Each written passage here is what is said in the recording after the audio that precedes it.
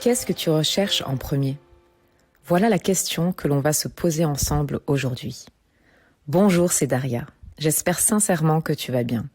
Mais si ce n'est pas le cas, pour des raisons qui t'appartiennent, alors je prie que Dieu puisse toucher ton cœur au travers du verset que l'on va découvrir ensemble. Je t'invite à ouvrir l'évangile de Matthieu au chapitre 6, verset 33. Cherchez d'abord le royaume de Dieu et ce que Dieu demande. Il vous donnera tout le reste en plus. On va s'intéresser à ces deux premiers mots. Cherchez d'abord. Nous sommes tous d'accord que nous sommes à la recherche constante de quelque chose. On recherche à être accepté, à être aimé pour qui nous sommes et pas pour ce que nous faisons. Ça va se traduire par la recherche de relations qui viendront combler ce besoin. On cherche à avoir une vie stable, un bon salaire pour subvenir peut-être aux besoins de notre famille ou simplement à notre bien-être personnel.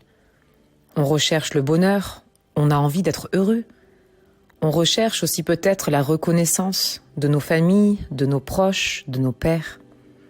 Peut-être qu'il y a quelque chose de précis que tu recherches que je n'ai pas mentionné. Je ne pense pas que ce soit mauvais de chercher tout ça. Mais la vraie question, c'est plutôt qu'est-ce que tu recherches en premier ? Qu'est-ce qui est le plus important pour toi ? Qu'est-ce qui te pousse à faire ce que tu fais aujourd'hui ? Aujourd'hui, nous lisons un verset avec une promesse. C'est-à-dire que tout le reste te sera donné si tu recherches en premier les choses d'en haut, tout ce qui est en rapport à Dieu, plus précisément sa volonté. Et pour ça, il faut de l'humilité et de la vulnérabilité. Parce que chercher d'abord le royaume de Dieu veut dire se mettre au second plan et chercher ce qui ne dépend pas de nous. La vulnérabilité, c'est s'en remettre à Dieu tout en sachant que nous avons besoin de lui. C'est faire sa volonté et non faire ce que je veux ou ce que je pense être le mieux pour moi. Prenons l'exemple de Jésus. Alors qu'il était dans le jardin de Gethsémanée, épris d'une angoisse extrême, il va rechercher la volonté de son Père avant la sienne. Tu penses vraiment qu'humainement parlant, il avait envie d'aller à la croix et souffrir ? Je ne pense pas. Malgré ses angoisses, il prend la décision de rechercher la volonté de Dieu en premier. Et même Jésus a reçu la promesse, il a reçu tout le reste après. Pourquoi c'est si important de mettre la volonté de Dieu en premier ? Parce qu'il sait mieux que nous. Parce qu'il voit plus loin et plus haut que nous. Parce qu'il te connaît et parce qu'il sait comment t'aider.